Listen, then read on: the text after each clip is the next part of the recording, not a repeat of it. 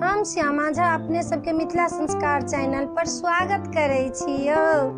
जेहन मधुश्रावणी के पाबनि अबै छै तऽ विषहारा के बजबै छथिन पबनैतिन, से एकटा विषहारा के टूटल फूटल भाषा में हम अपने सबके गीत सुना रहल छी। सुनू।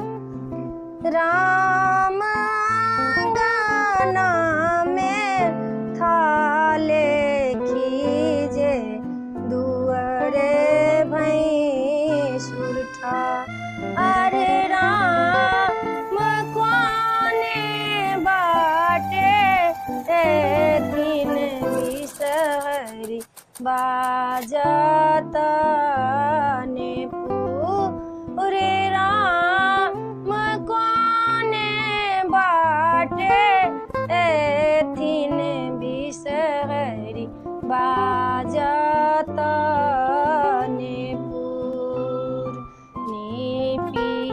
देव थाले खीजे हटाइए देव भैंसुर राम बाटे दिन बिसहरी बाजत अने पूरे राम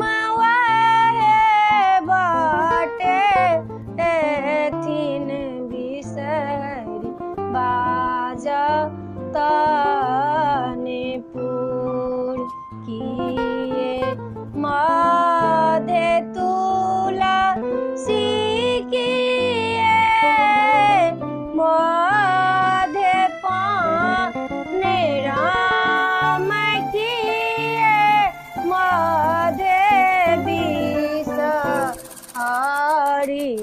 करूर छपा ले राम किए मधे बिसहरी करूर छपाल पाना मधे तुला सी नहीं वेद मधे पाने राम देवी मधे बिसहरी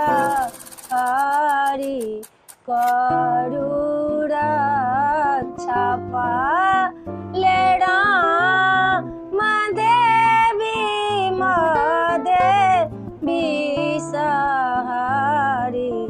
करूर छपाल।